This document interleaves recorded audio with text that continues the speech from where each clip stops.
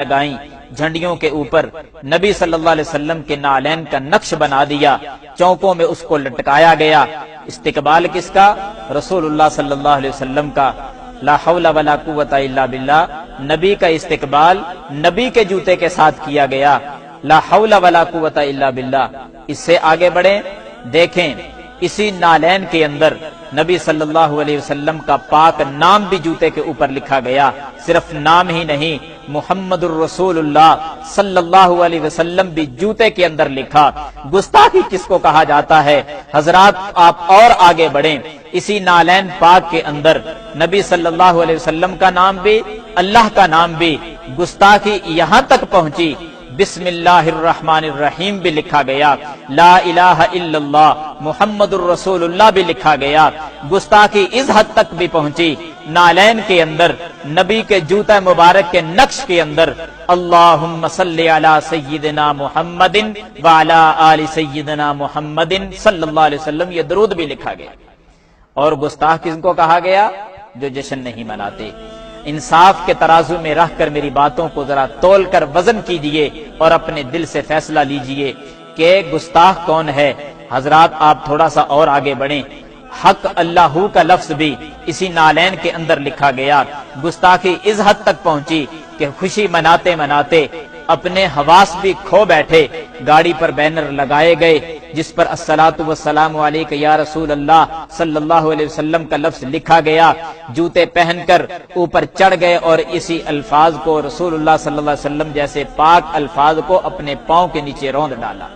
لا حول ولا قوت الا باللہ۔ گستاخی کس کو کہا جاتا ہے؟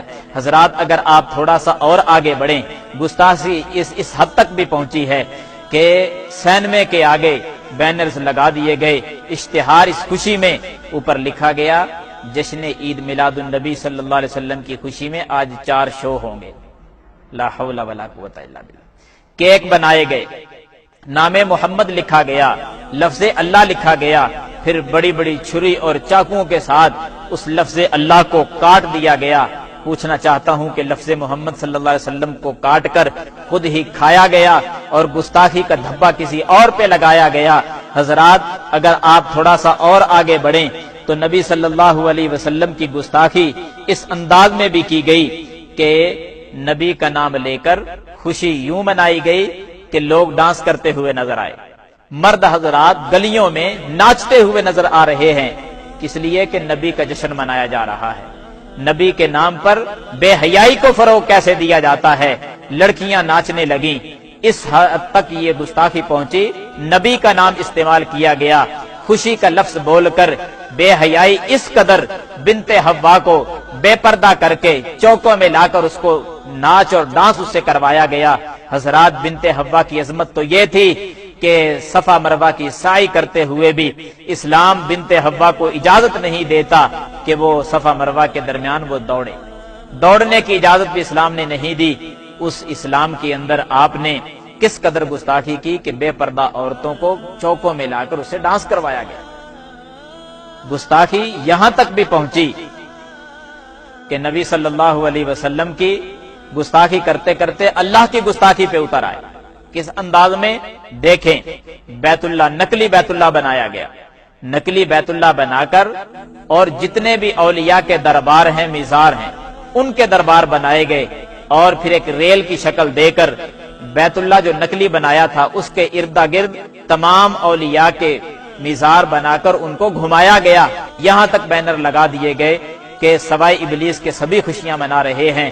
حضرات یہ جملہ کہہ کر نہ تم نے سیدنا ابوبکر صدیق کو چھوڑا، نہ پیارے فاروق کو چھوڑا، نہ عثمان کو چھوڑا، نہ علی کو چھوڑا، نہ تمام صحابہ کو چھوڑا، نہ ائمہ دین کو چھوڑا، ہر کسی کو تم نے ابلیس اور شیطان کہہ دیا ہے۔ گستاخ پھر بھی وہ ٹھہرے جو جشن نہیں مناتے۔ فیصلہ تم نے کرنا ہوگا، انصاف کے ترازو میں رہ کر ذرا وزن کیجئے اور اپنے دل سے حق کا فیصلہ لیجئے کہ گستاخ کون ہے۔ اللہ تعالی ہم سب کا حامی و ناصر ہو۔ وآخر دعوانا الحمدللہ رب العالمین۔